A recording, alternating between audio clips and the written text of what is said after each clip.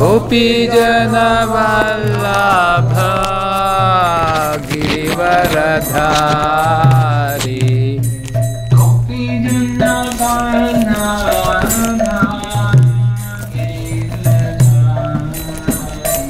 Jaya Gopi Jana Vallabha Girivaradhari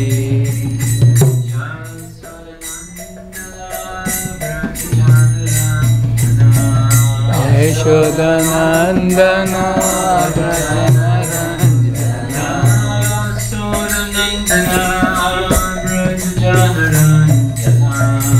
Yashodanandana Brajanaranjana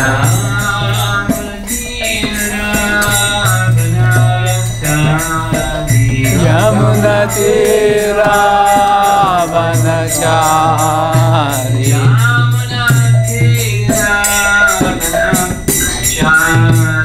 Yamuna Tira Vanachari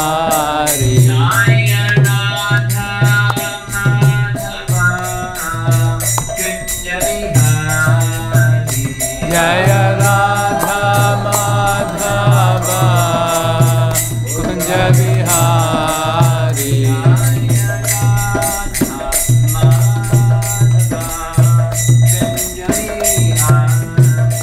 Jaya Radha Madhava Kunja Vihari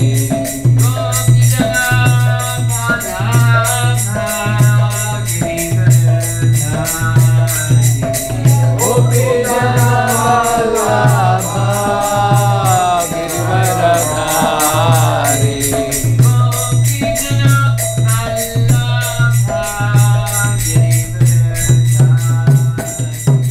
Gopi Jana Vallabha Girivaradhari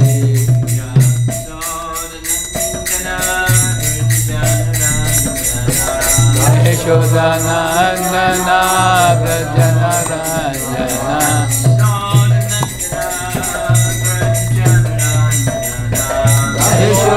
Yashodanandana Brajanaranjana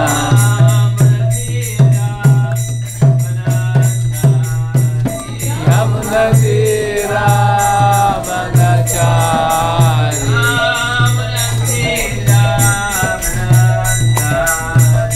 Yamuna Tira Vanachari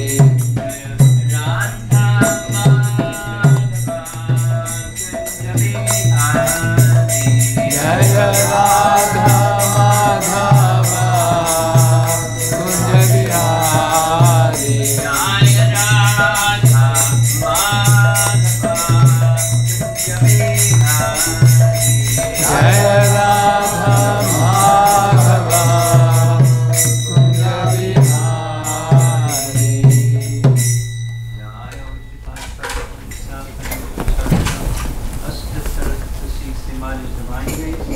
Bhaktivedanta Swami Shri Prabhupada ki Jai. Ananda Koti Vaishnava ki Jai. Rastaraj Srimad Bhagavatam ki Jai. Shri Shri Krishna Balaram ki Jai. Hari Bol.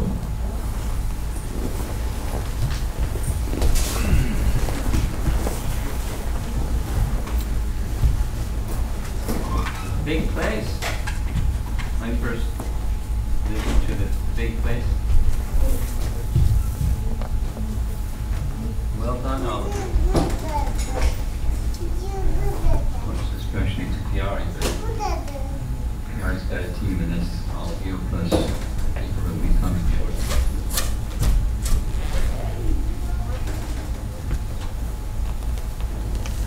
Yesterday, when discussing Balaram's appearance, which of course took place slightly different place than Krishna's appearance, because Krishna appeared in Mathura and Balaram appeared in Vrindavan as the son of Rohini. One of Balaram's names is Rohini Nandana, the son of Rohini. We discussed some of the early pastimes of Krishna and Balaram in Vrindavan. And what I said I would do is, what I'm going to do, we would discuss today Krishna's pastimes, Krishna and Balaram's pastimes in Dwaraka. So for those of you that like Krishna's pastimes, that's everybody here. What was the place that Krishna was residing before he went to Dwaraka?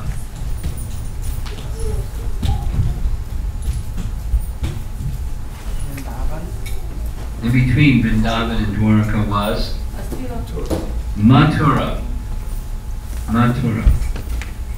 Mathura. And the last pastime that Krishna performed in Mathura, what was that? Leaving Mathura? Huh? Leaving Mathura? Well, Krishna was being attacked by both Kalyavana and Jarasandha. Krishna said, whoa, some of the Yadu dynasty might get hurt with all of this army stuff. Balarama, you hold them off. I'm going to take everybody to Dwaraka. It wasn't even at Dwaraka yet. But he did it in a jiffy. He had Vishwakarma construct Dwaraka in the ocean, a city within the ocean. And then he situated everybody in their residential quarters. And then Krishna came back. And he came back right on the battlefield. And Kalyavana saw him first. And Krishna, he said, "Right, go, Kalyavana." Began running. Kalyavana began chasing. "Coward, stop! You're a Kshatriya, stand and fight." Krishna looked back and kept running. Took them inside the cave where Mujikunda was residing. He kicked Mujikunda, thinking it was Krishna, that kind of got pooped out and was sleeping. And he got cindered. And then this wonderful exchange between Mujikunda and Krishna. Beautiful, beautiful section of the Bhagavatam. Then Krishna went back on the battlefield. Jarasandha, you coward. Krishna ran.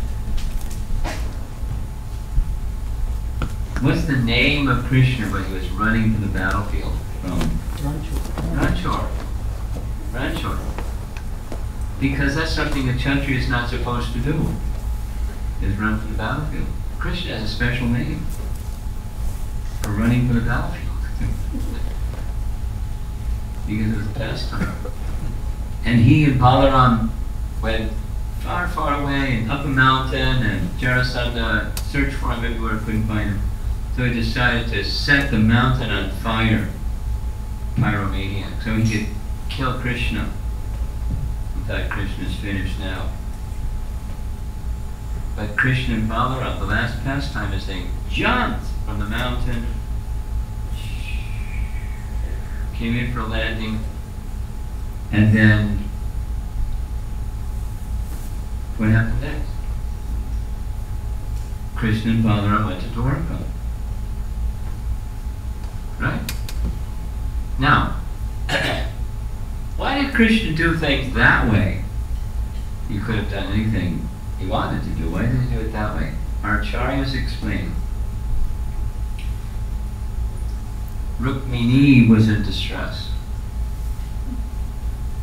And it was time for Krishna to marry his first wife, Rukmini.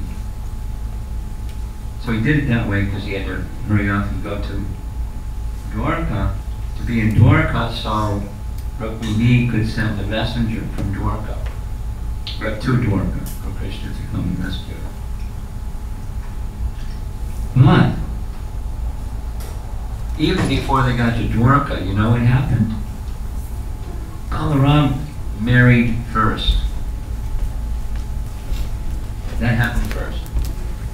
I didn't know that until we visited Dwaraka, and then went to Raivata mountain, which is from Mathura or from Vrindavan area. It's on the way. It's in between. It's close, but it's not in Dwaraka. So there was a king, Raivata, and he had a daughter, Revati. And the narration goes, so we're honoring Balarama and in the pastime of Krishna outside of Vrindavan and Mathura, heading for Dwaraka. So King Raivata was so impressed with his daughter, he decided only the most qualified person should marry my daughter. So what did he do? He went to see Lord Brahma to ask for, marriage arrangement for his most qualified daughter. And when he got to Brahmaloka, he was really qualified. He can go all the way to Brahmaloka. Take visit. We can't do that. Very qualified. Brahma was busy hearing some recitation of scripture, so he had to wait. And then when Brahma was finished, then Brahma said, "Welcome, Brahmaloka. How may I be of assistance to you? Here's my daughter, she needs a husband, and must be very qualified because she's superlatively qualified." And Brahma just laughed. My dear king, don't you realize the time here in Brahmaloka is so different than the time on earth? That even just the time that you've been waiting to finish the scripture recitation, many yuga cycles have passed. Your kingdom is long gone. When you go back, they're not even going to recognize you. But there is a very qualified person who your daughter should marry, and that's Balarama. So go back. And when you go back, find Balarama and say, Lord Brahma sent me. The matchmaker. So when he went back, there was Balarama, but it was a different yuga because King Raivata was from a previous yuga, and Revati was very tall compared to the stature of humans at that time. So what did Balarama do? This is now from our acharyas. He used his plow, placed it on her shoulder, and she became the right size. And they married at Raivata mountain. We're going to hear a little bit later about Raivata mountain in a different way. And then off they went, Revati in tow, along with Balarama, to Dwaraka. And when they reached Dwaraka, this is a really old painting.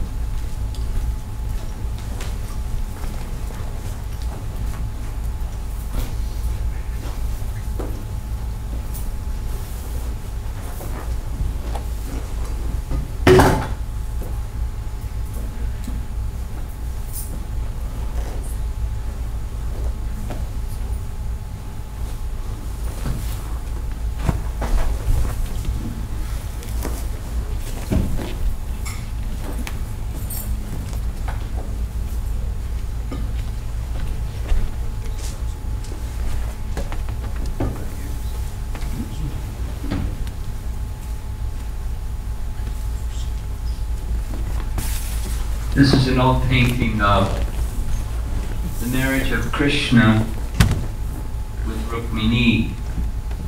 This is their wedding, and the wedding is taking place in Dwaraka, and you see, you know, the different divisions of society, the Brahmanas in one area, the Kshatriyas in another area, etc. But it wasn't really simple. It wasn't simple at all, because Rukmini's father, king of Vidarbha, name is Bhishmaka. He wanted Rukmini to marry Krishna, but there was a family problem. I know nobody here knows family problems too much. There was one in this family. And the elder brother of Rukmini, named Rukmini, he was envious of Krishna, big time. And so he, Rukmini, wanted his sister, younger sister, Rukmini, to marry Shishupal. Shishupal? Forget it. But, social custom at the time, ladies didn't have the same kind of say in these matters that exist today. So, marriage arrangements were going forward. And no way was Rukmini wanting to marry Shishupal. She, in fact, had already given her heart to Krishna. And how did that happen? It happens the same way that could happen to any one of us. She heard about Krishna. She didn't see Krishna. She didn't see any videos of Krishna, or you'll send a photo of the guy and give us his bio and the whole thing that goes on today. She just heard about Krishna from the Muni. And when she heard about Krishna, she said, no, this is a lila, because she is eternally associated with Krishna. Eternally associated, but it's a pastime of the marriage of Krishna and Rukmini. And so,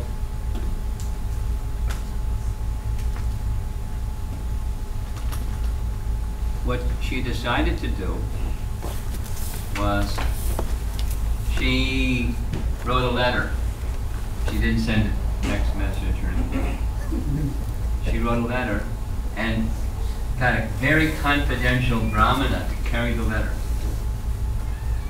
And the letter was to be carried to Krishna in Dwaraka from Vidarbha to Dwaraka. There's some distance, but a very confidential, trusted brahmana. And when the brahmana got to Krishna, he had privileges in bringing a message from the daughter, because Krishna's omniscient. He knew the whole thing ahead of time. But he got, expedited treatment to go see Krishna. And he read Krishna's letter, or Rukmini's letter. Here's Rukmini's letter. Just going to read. Oh, beauty of the worlds, having heard of your qualities, which enter the ears of those who hear and remove their bodily distress, and having also heard of your beauty, which fulfills all the visual desires of those who see, I have fixed my shameless mind upon you, O Krishna.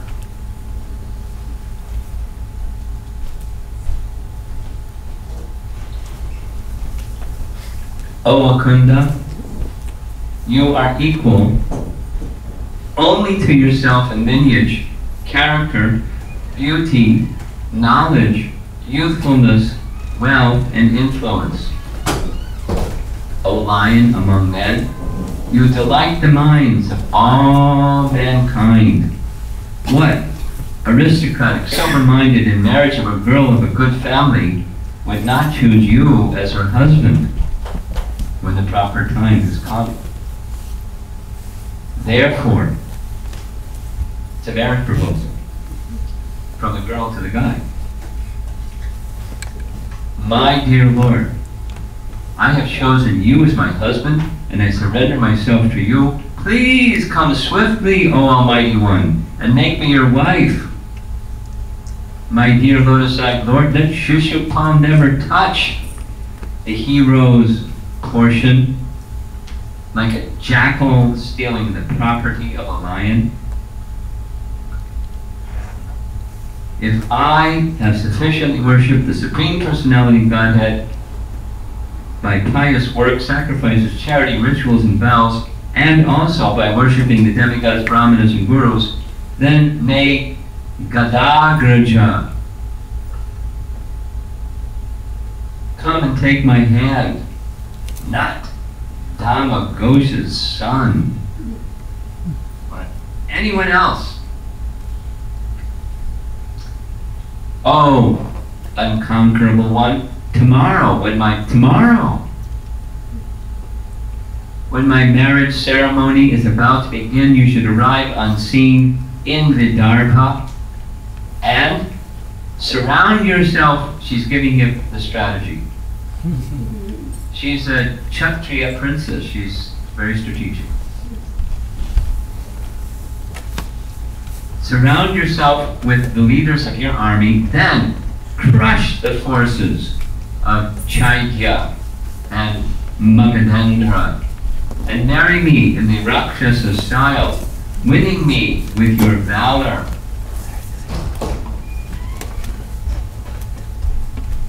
Since I will be staying within the inner chambers of the palace, you may wonder, how can I carry you away without killing some of your relatives? But I shall tell you a way. The plot thickens. On the day before the marriage, which sounds like it's the same day she's writing, tomorrow she's going to be married, there is a grand procession to honor the royal family's deity. And in this procession, the new bride goes outside the city to visit Goddess Girija. Girija is the local name there for Dwaraka.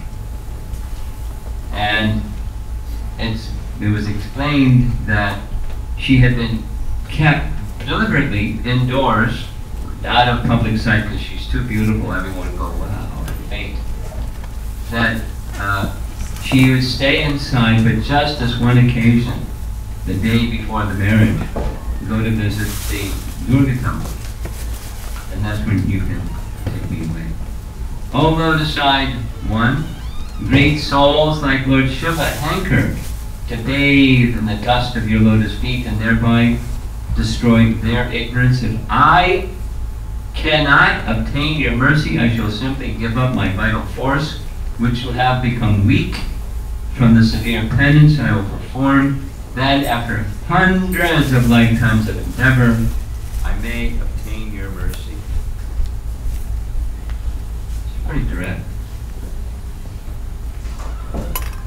So the Brahmana messenger from Rukmini read this message and requested Krishna to consider and then do whatever he's going to do very quickly. So, you want to read those later, that's where it's found. Chapter 52. And end the chapter. So anxiously, Rukmini is up on her balcony, looking out, waiting and waiting, and the day before the marriage is to take place, Krishna immediately reciprocated, had his chariot ready, and because Krishna can travel faster than any one of us can travel, he was there very swiftly. But before Krishna came, here comes the messenger down the path. And the heart of Rukmini recognized the Brahmana who she had sent, the trusted Brahmana, and now he's arriving. He delivered the message, Krishna will be here, just as your very clever and expert man had it. So as she was going a few blocks from the palace of the king, heading to see the deity of Dwaraka, she paid her respects to Durga. Now again, what's Rukmini doing worshipping Durga? It's the family deity, but similar, very similar to the young gopis who were worshipping Katyayani, was another name of Durga. She's the internal potency of Krishna. She's worshipping Yogamaya, because Yogamaya is the spiritual counterpart of Durga. Durga is the shadow reflection of the spiritual counterpart, Yogamaya. Right? So she was offering her prayers, please protect me. And as she was walking out after seeing Durga, she saw Krishna coming with his chariot, and her heart was leaping with joy. She had never seen him before. She had only heard about him. But when she saw him,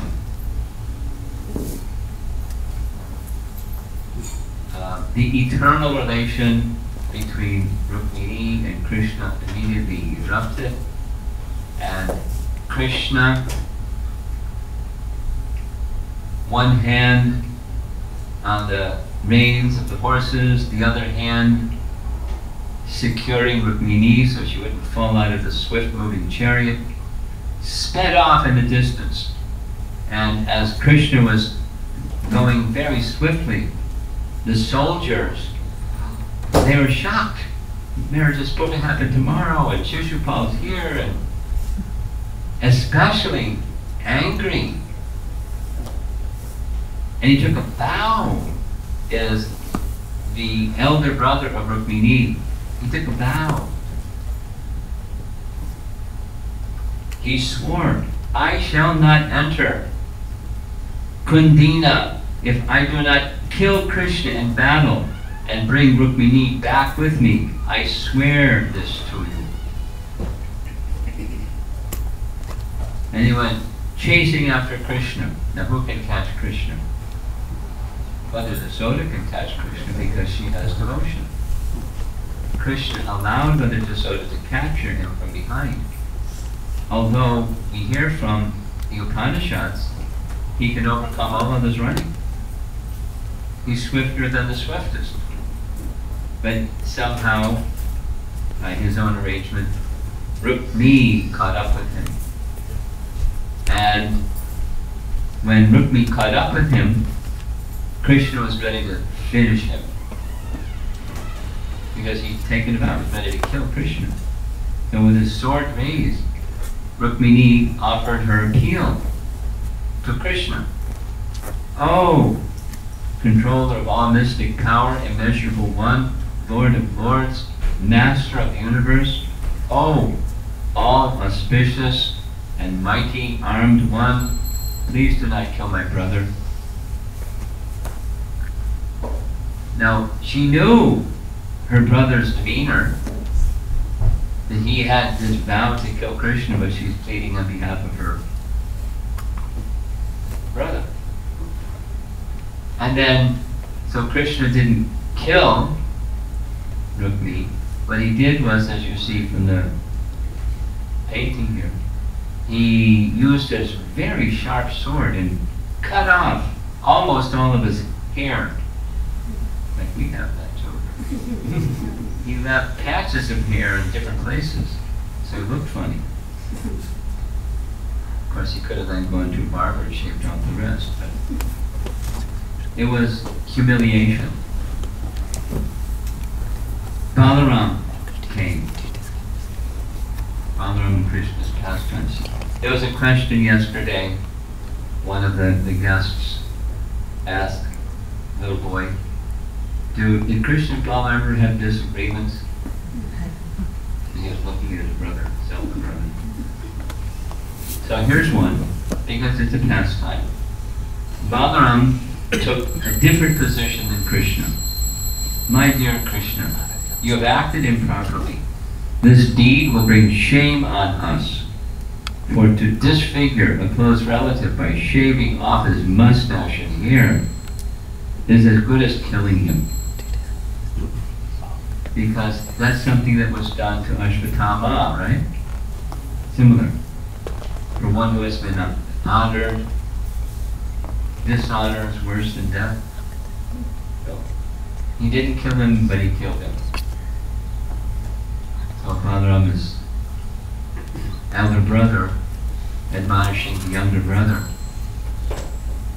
But interestingly, later on, Balarama killed Rukmini.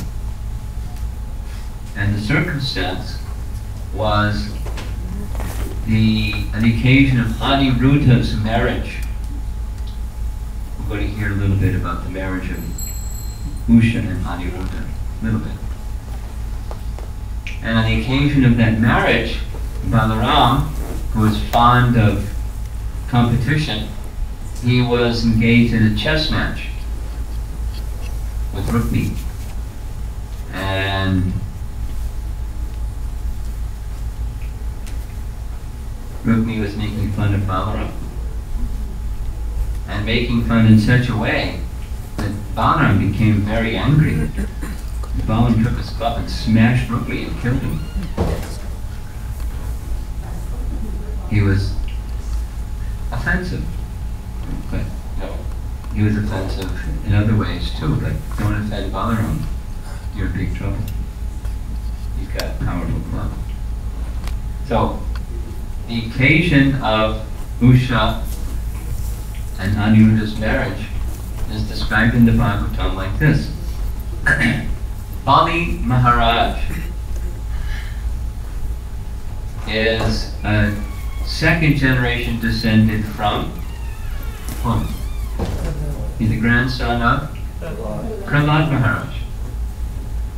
Bali Maharaj is one of the great authorities, one of the Mahajans, although he was born in a Asura dynasty. And his eldest son of 100 sons was named Banasura. Banasura underwent great austerities as a worshipper of Lord Shiva, and he got this benediction from Lord Shiva. He wanted 1,000 hands, 1,000 arms. 500 on each side, that's a lot of arms. And that many things had happened, but in his headquarters, or his chief palace, where Banasura resided, Shonitapura, he had one daughter named Usha, and Usha started having these dreams at night. Amorous, explicit amorous dreams. Doesn't give the X-rated version of what the dreams were. But she was, woo, dreams of this young man. And she had a very, very dear friend named Chitralekha, who kind of understood the mind of her dear friend Usha, and asked, Usha, what's going on? Something's going on. What's going on? So Usha disclosed everything. And Chitralekha had some mystic powers. One of those mystic powers was she could see things from a distance, so she volunteered, and she was good at making drawings or paintings. That's what her name means, Chitralekha. So she started making drawings of different attractive young men. This one, that one, the other one. And when she made a drawing of Aniruddha, Usha started to blush. That's him. That's the one I've been having these amorous pastimes with. So Chitralekha said, if you like, I can bring him here. I have a mystic power. I can go in the dead of night, when no one sees me, And he won't even know because he'll be fast asleep, and right here when he wakes up, he'll be by your side. How's that? Oh, I need a friend like you in Jamaica. Go for it. So she went. And she brought Aniruddha, as you see in the painting, right into the inner chamber where this unmarried girl resides, asleep. Now, in Vedic culture, the arrangement was made that the women's quarters were in the interior of the house, men's quarters were in the exterior of the house, and men never went to the interior of the house, except for purposes of procreation with their wife, and otherwise, men wouldn't enter at all. That was the system. So this was going on for days, that Aniruddha is living with this unmarried Usha in Usha's private chamber in the interior of the palace.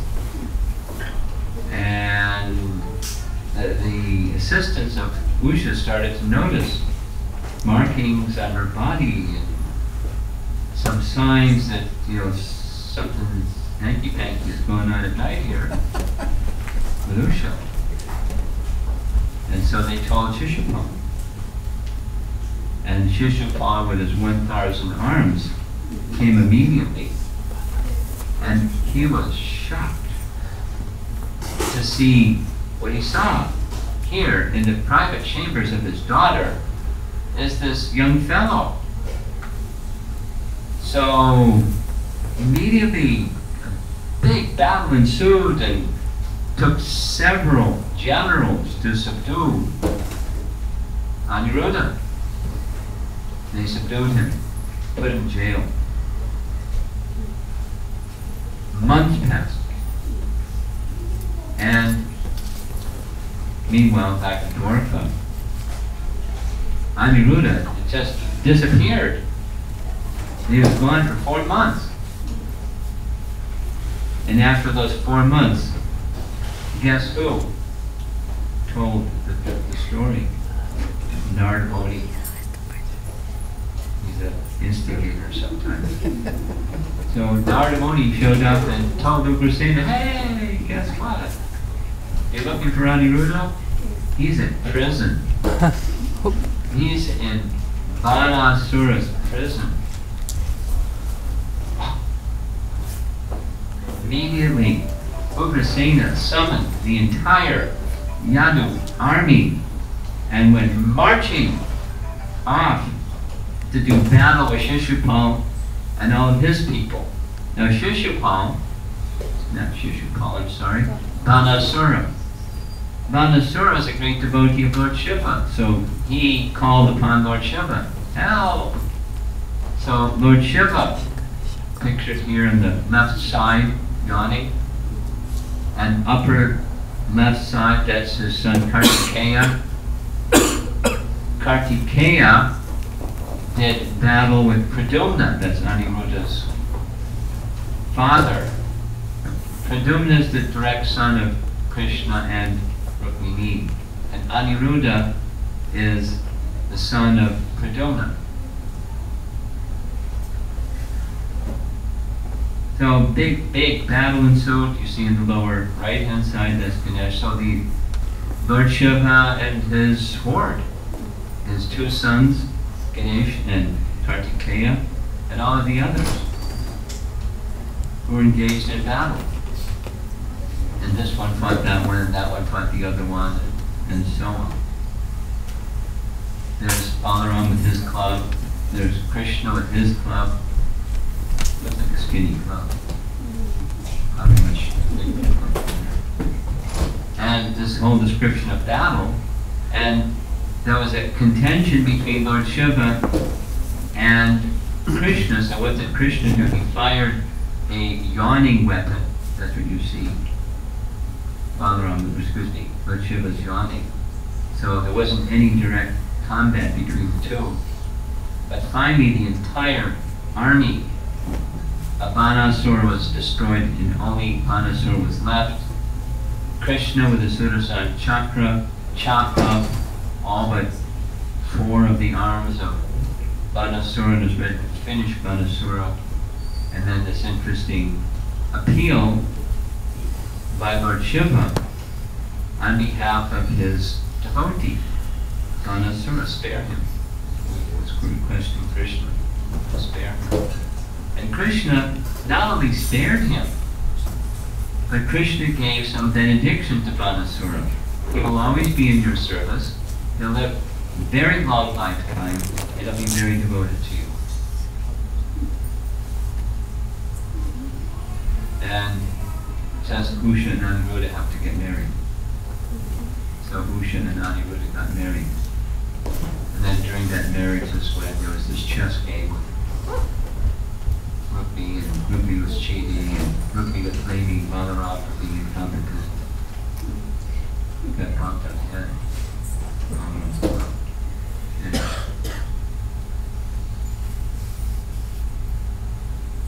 We discussed this pastime briefly yesterday in describing the power of Balaram's club. But Balaram not only used this club to make Revati the same height as himself, his plow, very powerful, with his plow he was dragging the entire city, imagine. Not just like, house or something. Entire city, dragging the entire city to be flooded in the Ganges.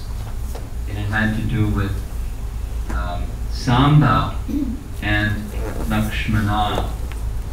So Lakshmana was Duryodhana's daughter, and on the Swayamvar ceremony of Lakshmana, Samba interceded and kidnapped her, kind of like what Krishna did with Rukmini. Only when Samba was being pursued, many generals, they captured him and imprisoned him. And then that news came to Dwaraka. Ugrasena was going to again bring the entire army, but Balarama said, I'll go as a peacemaker. And a detail is when they reached the outside of Hastinapur, they set up a camp. And who was the best of all ministers from Dwaraka? Best of all ministers from Dwaraka was Uddhava. Akrura was way up there, but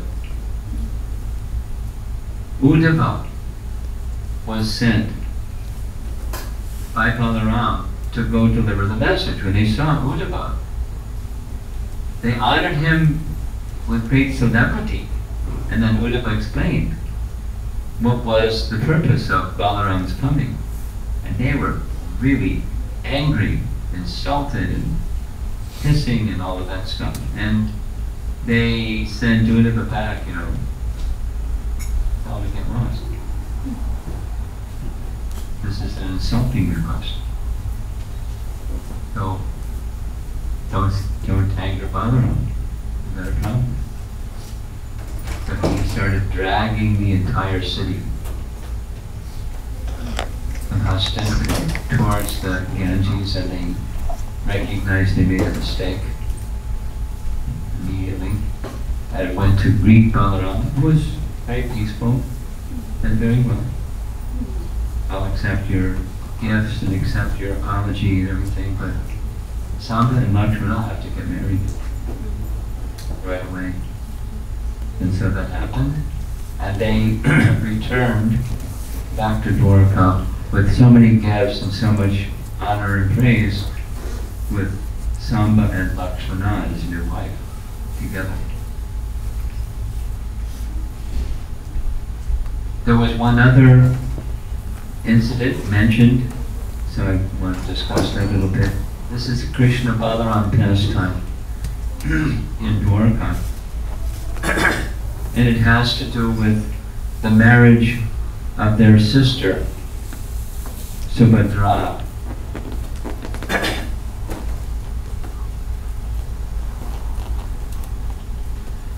Subhadra was the younger sister, and was the culture, the elder brother was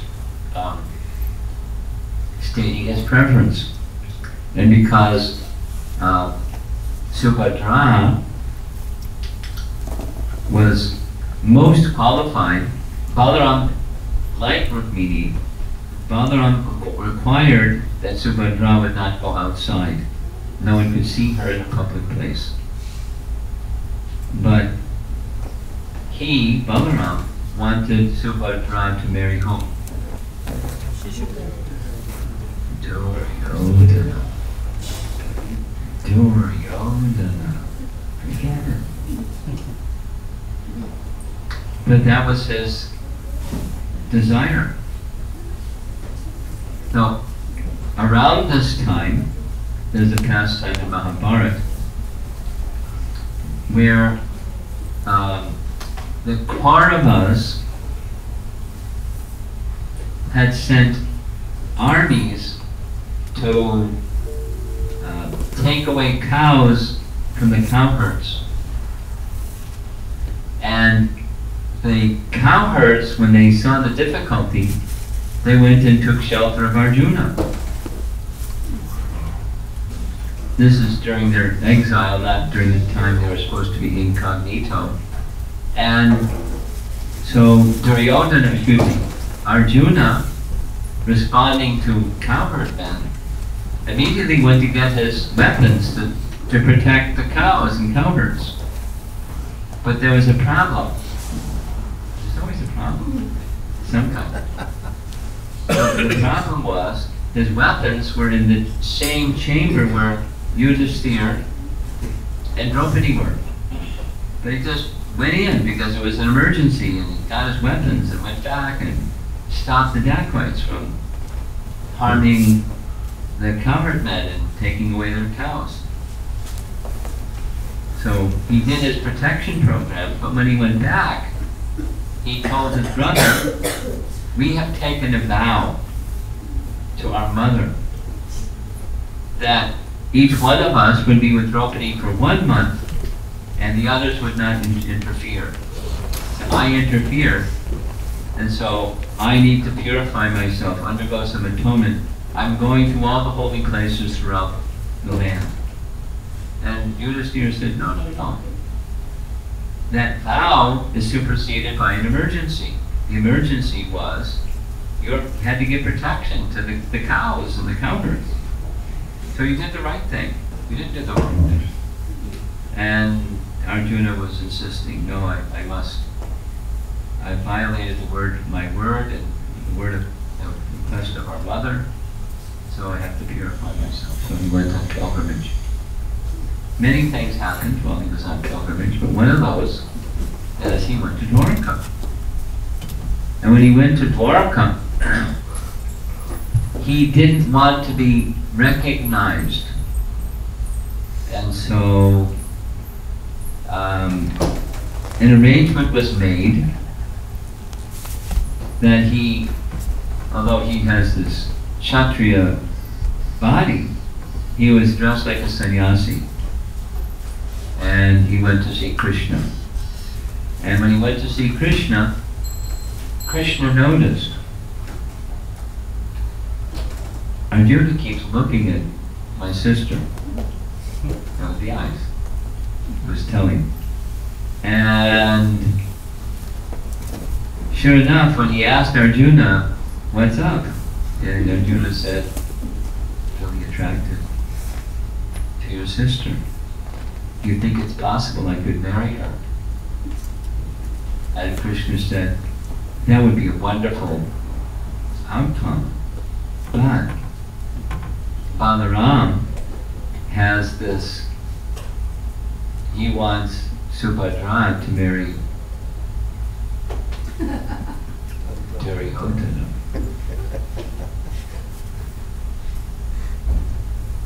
But Balaram is very charitable. He likes very much honoring renounced order people, and my suggestion is I'll do some backroom conversation with Balarama and have them invite you on a periodic basis, and we'll come to understand, is Subhadra attracted to you like you're attracted to her, and we'll go from there.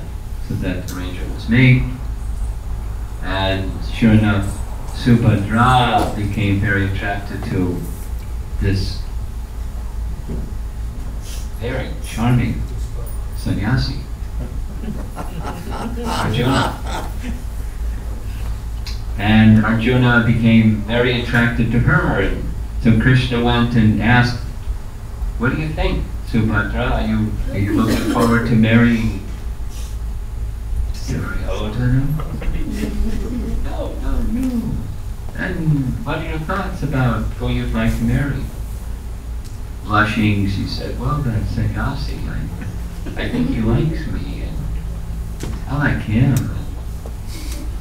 Woo. Etc. So Krishna then understood what to do. He informed Arjuna to do the same thing that Krishna had done with Rukmini. And on a special occasion, here comes Arjuna with his chariot and puts Subhadra in the back of the chariot, and off they go. And Balarama, Shishupal was there, and Duryodhana was there, and the whole gang was there. All the demons, demoniac kings. And they were enraged. Arjuna is just kidnapped Subhadra, Krishna's sister, the day before she was to be married. Get him! And of course, Arjuna was able to hold off everybody. Balarama said, "Get the entire Yadu army and go after him. But before we do that, I should take permission from Krishna." Although he's the elder brother, as we discussed yesterday, he just loves to serve Krishna. He wouldn't do any major thing like this without Krishna's consent. So he went and told Krishna, "We're going to send the army. What do you think?" He said, "No, I think it's glorious." Because he was feeling insulted. Arjuna's just it was the day before the marriage or the marriage day? Marriage day? Arjuna came? In any case. Huh? It had to be the day before. He did the same thing Krishna did. He came the day Well, before. I don't know if it was the day before. It may have been the day. In any case, it's noble in our Kshatriya life when a princess is taken in this Kshatriya manner and taken away by force and by power. It's very honorable. Not a disgrace, it's a great honor. And not only that, but if there's a marriage between the Yadu dynasty and the Pandava dynasty, that'll be great. We'll have this alliance of power between the two dynasties. That's really good. So rather than sending your armies to go have battle with him, take your armies and bring it back and offer him presents and gifts and honor him and treat him with great respect, and let's have the wedding tomorrow.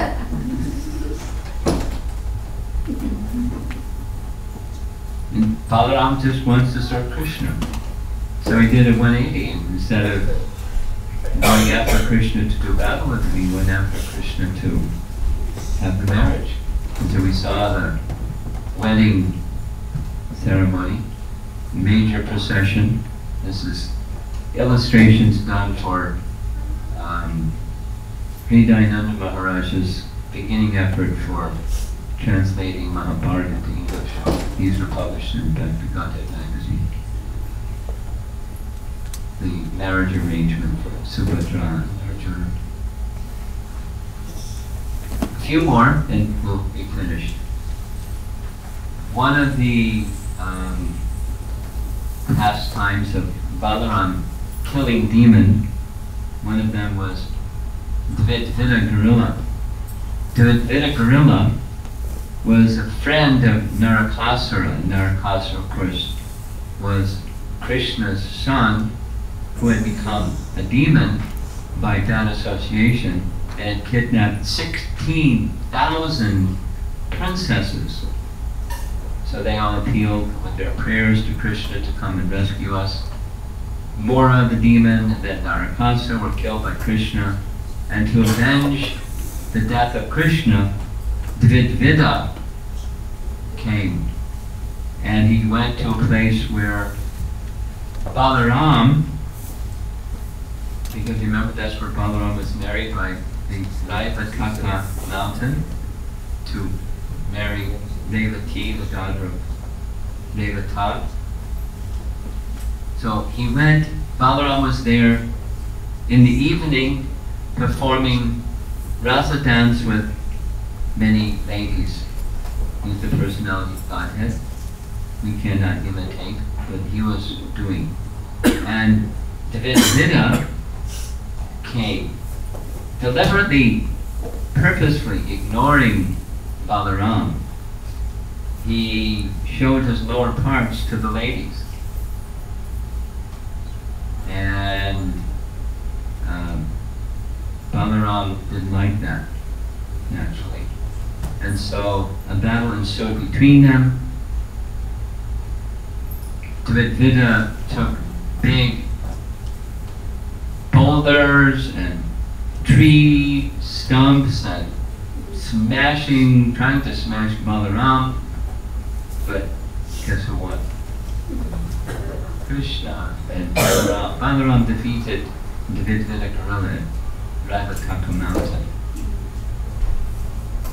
Another pastime of Balarama outside of Vrindavan and Mathura was when he was on pilgrimage, he went to a place where Romapada Swami was narrating Puranas, and all of the assembly rose when Balarama came except for one. Romapada, because he thought, I'm reciting the scriptures, so I'm to stay seated. Here's a little Prabhupada pastime. Over there, but it's related. This was in New York, and one time when Prabhupada was to arrive in New York, there was a plan made. They wanted to leave some devotees at the temple to receive him, and some would go to the airport to receive him at the airport. But they made this plan instead. They were going to send everybody to the airport and have the driver of Prabhupada's car take a longer road to get back to the temple, so everybody that was at the airport could make it to the temple and receive him at the temple. But it worked out the other way. Prabhupada got to the temple first and no one else was there to greet him. Not nice, but that's what happened. And when he went in to the temple, the Brooklyn temple was locked, like your back door back here. But, somebody was there at the door to let Prabhupada in. Prabhupada came directly to the temple room and right in front of the deities, Radha Govinda. Now I wasn't there because I was in one of the cars, so I was trying to get there. But Rukmini Dasi was the pujari, and she told us later. She was doing arti. And when Prabhupada came into the temple room, she didn't know whether she should continue doing arti, because it's one of the rules when you begin deity worship, you don't stop it. Or should she pay obeisances to Prabhupada? So she just acted instinctively. She got off the altar, which was just a little step in that particular place, on the floor, paid obeisances to Prabhupada, and got back up and continued with arti. And then later she asked Prabhupada, did I do the right thing? He said, you did the right thing. And then, I don't know if he narrated this, but when Romapada, although he was speaking, he should have paid his obeisances to the personality of Godhead who the scripture is glorifying. There he comes. You pay obeisances. He didn't. So what did Balarama do? He took one blade of grass, kosa grass specifically, but grass is soft. and held the blade of grass in front of him and touched his heart, and it pierced his heart, and he died right there on the Vyasa sun. Bloody mess all over the place. Maharsha finished. So the sages were like, and Balarama said, well, if you want, I can bring him back to life. He said, no, whatever you did is your will. But what are we going to do now? Because we are assembled to hear the Vedas, to hear the Puranas. He said, well, the son is the representative of the father, and Sutta Goswami is qualified to narrate. He's learned everything from his father, so he can continue the narration.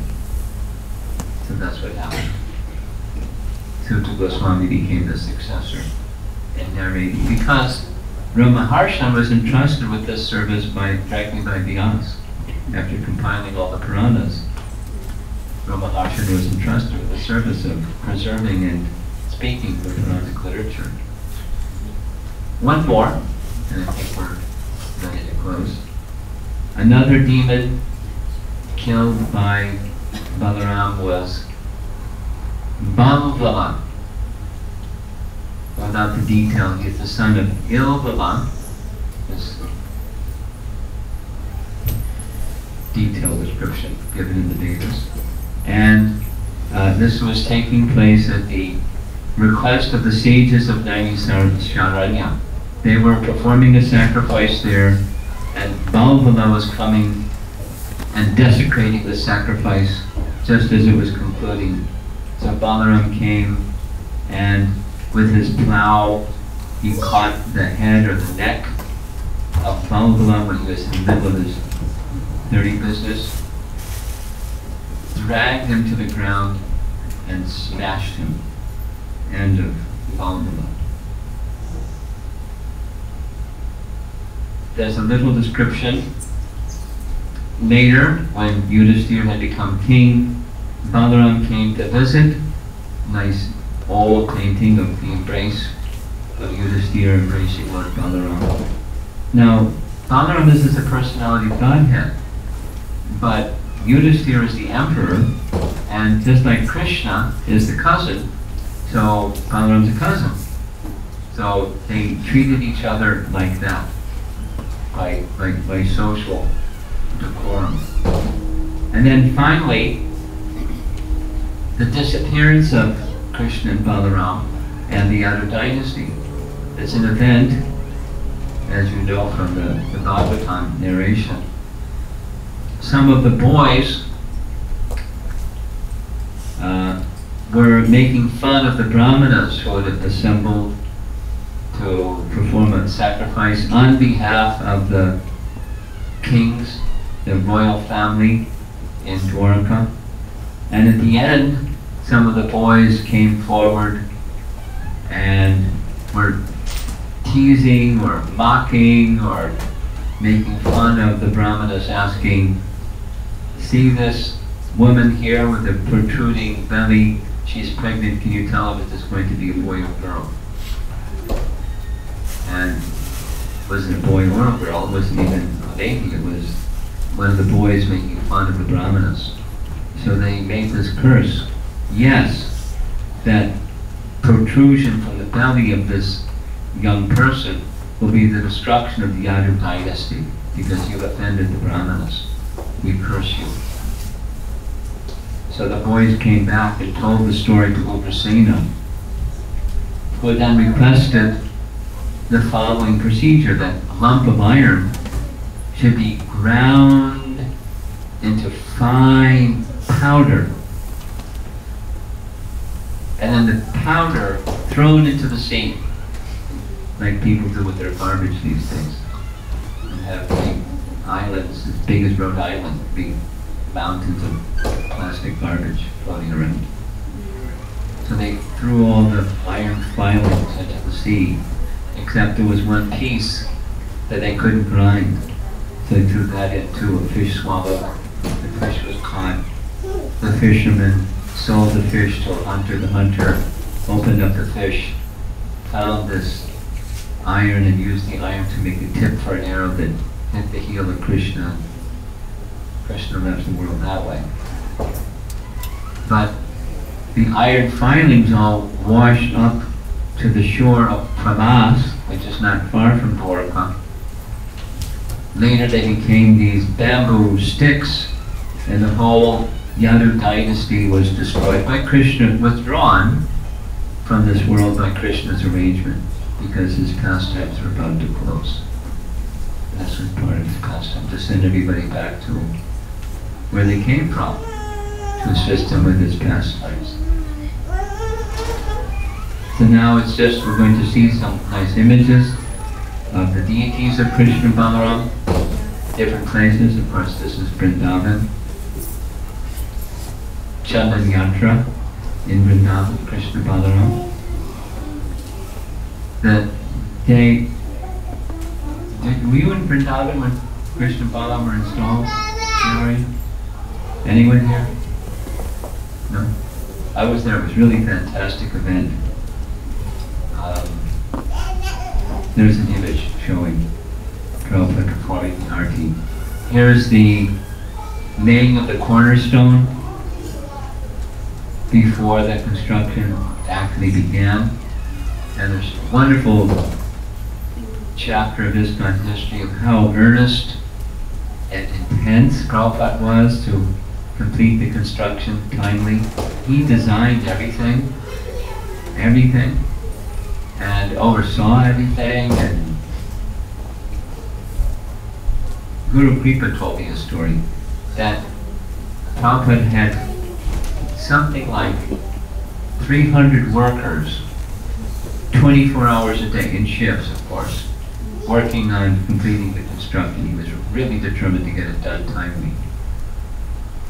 So much so that when Prabhupada was in Vrindavan, staying in his quarters, because they finished his quarters first so he could stay there, there was a sound all night long.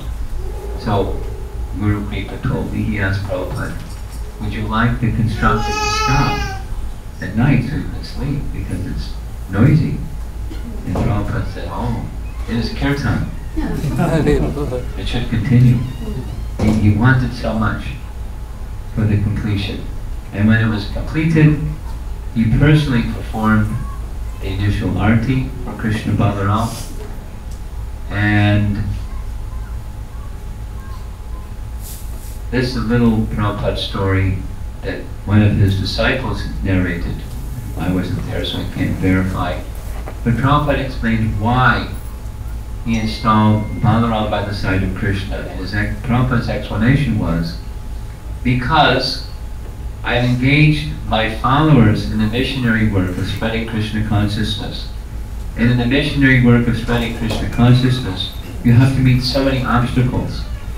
So you need spiritual strength to face all those obstacles in spreading Krishna consciousness. For that reason, I have placed Balaram by the side of Krishna, so my followers would have the strength necessary to carry out the mission that I've given to them. A famous photograph, of course, Prabhupada's Samadhi is now over to our left, or to the right of the temple entrance where you exit. But this is one of the Vrindavan festivals at the time of the inauguration of Krishna Balaram. Later, in France, there's Krishna Balaram deities in New Mayapur. Here's another image of the same deity. There's a close-up of Krishna with Balaram's hand on his shoulder. And a close-up of Balaram. Some of you have been to Govardhan Hill, and there's this nice property that Giriraj Maharaj and Krishna Maharaj secured, where Keshava Bharati is now staying. There's these deities, Govardhan Shilas of Krishna and Balaram. In Bhadrak, Orissa, there's Revati Balaram. And of course in Jagannath Puri is Baladev himself. And everywhere, all over, we observe Rath Yatra with Balarama in one of the primary carts. Here's Bhubaneswar, the deities of Krishna Balaram. In Jaipur, nice devotee Pancharatna Prabhu has established Krishna Balaram there. And close up in Jaipur, Balaram and Krishna.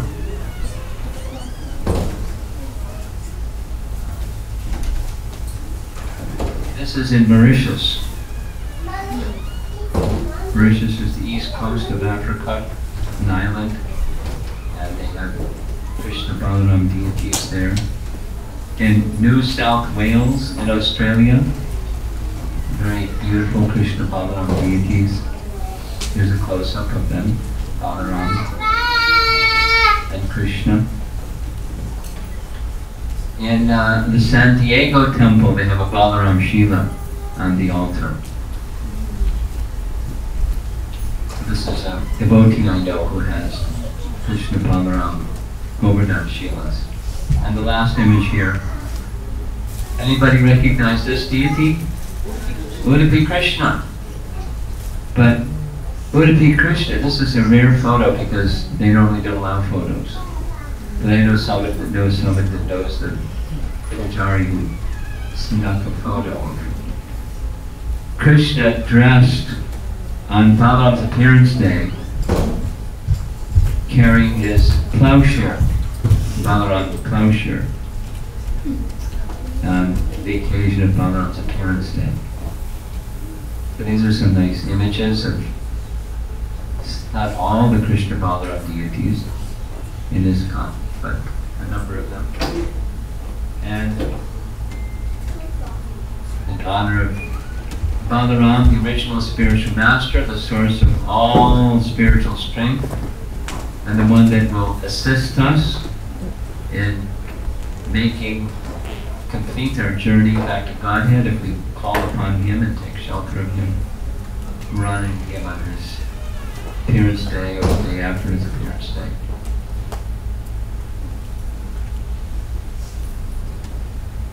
Looks like it's a good thing you've got a new temple because look at all the people here. You wouldn't fit in the previous place. 1683 Main Street. So again, congratulations to all of you for successfully achieving this. There's probably some more work and more funds and more everything that's needed. But nice going. Well done. Well done. And as I said, especially PRA in a good way. But you know, a team of people that can't do something like this alone. Any comments, questions from anyone? PRA. Your class was excellent. I have one question. I don't know if you know the answer. I'm just curious if there's probably some reason why Balaram likes Duryodhana. And I don't know if you know anything about that. All right, I have searched for an answer. And I haven't found an answer from our acharyas. Well, at least that saves me the trouble of searching.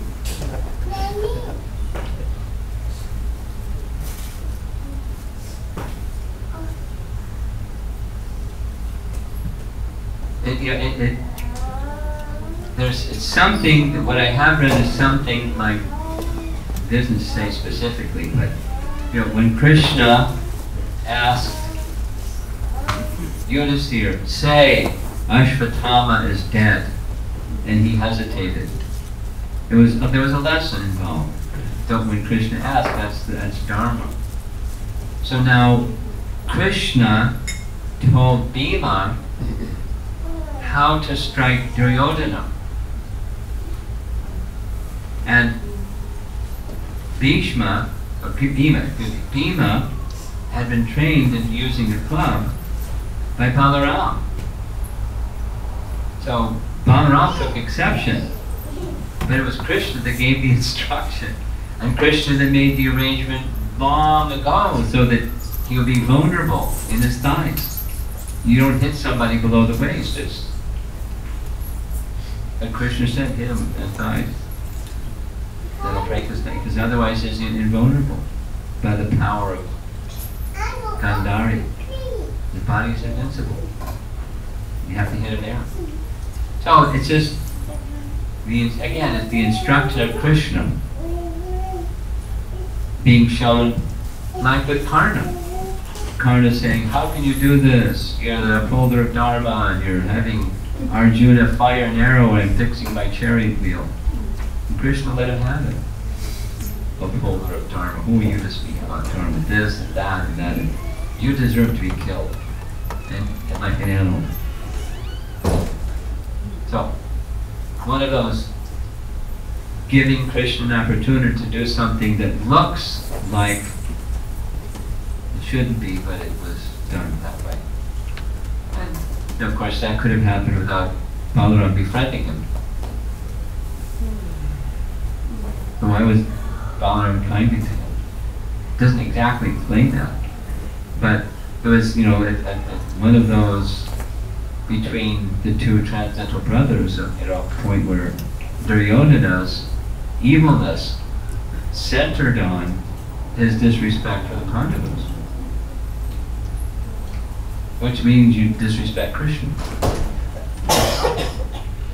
Balarama honors someone who's disrespecting the Pandavas, meaning disrespecting Krishna. Doesn't answer the question. It's interesting, but it doesn't answer the question. But, Krishna broke that otherwise moral principle, dharma principle, for a higher principle.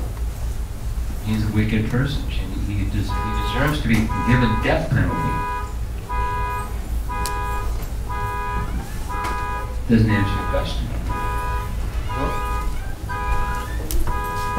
Someone's car alarm going off? This is the first time we have this, I want you to know. White color Nissan. It's right there. Reminds me of New York City. I think Balarama wanted you to feel at home.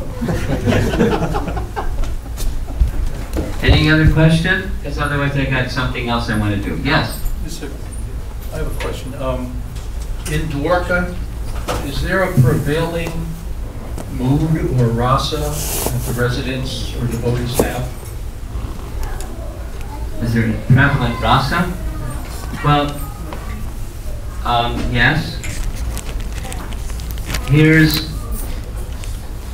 Bhaktisiddhanta's explanation from Brahma Samhita. The three places of Krishna's pastimes, Vrindavan, Mathura, and Dwaraka. Now, they're all three are part of Goloka, acting as a fourth, and that's Swaitadweep, where Chaitanya Mahaprabhu performs his pastimes.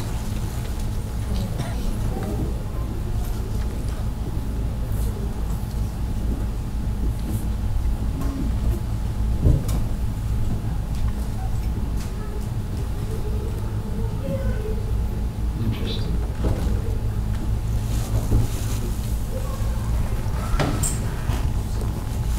Can you do that later? It's a little distracting. More than gold. Thanks. Yeah. Vrindavan, Mathura, and Dwaraka.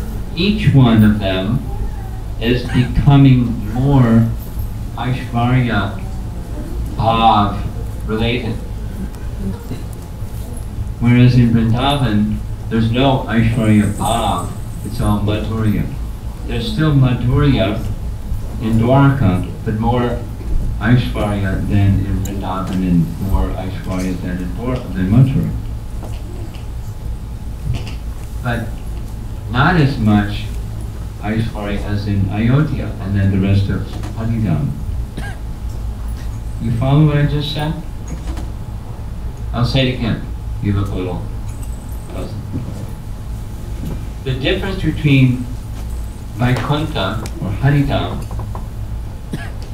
Golokanagi nijadani tadesha tasya Devi Mahesho Haridhama Soteshu Tesho.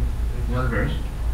So it's a hierarchy from where Brahma was standing and looking up, Devi Dham, Mahesh Dham, Haridham, Golokadam. So in Goloka, there are these three principal places of Krishna's pastimes: Vrindavan, Mathura, Dwaraka. In Dwaraka, there's more Aishvarya, like in Haridham, Aishvarya Bhav, the sense of majesty of Krishna. The all-opulent Purushottama, Krishna. Right? Opulence, like, wow. But sweetness, 16,000 queens. You don't have that in Vaikuntha, 16,108. With 10 sons, with each, there's a sweetness in Dwaraka that far surpasses that of Ayodhya or Vaikuntha. But there's a majesty in Dwaraka, Aishvarya Bhav, that's much greater than that of Mathura and certainly greater than that of Vrindavan. Does that answer your question? Yes, kind of like an awe and reverence with an overtone of sweetness. Yes. Okay, thank you. That's a short way of saying what I said.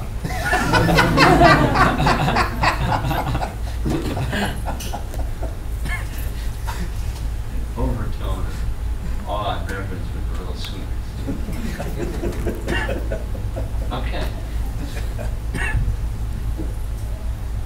More than a little sweetness, though. More than a little. Lot. But significantly more sense of awe and reverence than and majesty than Vrindavan, for sure. Anything else? So I'm going to try again today something that I botched yesterday, and that's this Bhadra Purnima, or the Bhadra campaign, the BBT is calling it, and it's on my computer. You can just relax. Don't step on yourself.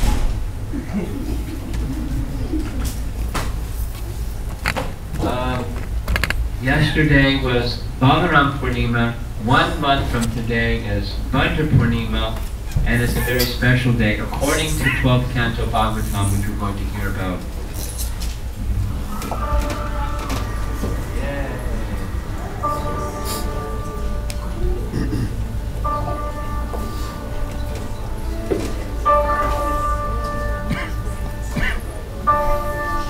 Hare Krishna. This year there's an incredible opportunity to make spiritual advancement. That's Bhadra Purnima. It's coming up September 24th, 2018. It's the day that the Srimad Bhagavatam says is a great opportunity. Over the full moon day, on the month of Bhadra, the Lord Srimad Bhagavatam, the golden throne, and gives it as a gift, even attained the supreme transcendental destination. Bhadra Purnima is part of an even bigger project called Go Matsya. Matsya, of course, is the Lord's incarnation who saved the Vedas by keeping them up on a boat. We also, through Go Matsya, intend to help save the Vedas through mass distribution and education. People all over the world will take advantage of this great benediction given in Shastra to give away a full set of Srimad Bhagavatams to a friend, to a relative, or to somebody who they've never met. The Srimad Bhagavatam, you know, is ripe and full of Vedic knowledge, and there's some five Vyasa there, at the prime of his maturity. So this is a very good advice how we can make spiritual advancement. Srila Prabhupada brought with him to America, Srimad Bhagavatam says. His main goal was to make sure that this vibration got out to the whole world. Now's a chance to make that happen. Imagine what a benediction to be connected to Srila Prabhupada's core mission to distribute Srimad Bhagavatam. It's a rare opportunity. You can donate on someone else's behalf. You can buy the books yourself and give them away, or you can give the money to your local Vajra campaign project, and they'll distribute the books for you on that special day. Please join us for this incredible initiative to spread Srila Prabhupada's translations and purports of Srimad Bhagavatam all over the world and give benediction to everybody and re-spiritualize society. Please take advantage of this very nice proposal. This is a wonderful opportunity to make spiritual development and prepare to go back to Dwaraka. Hare Krishna.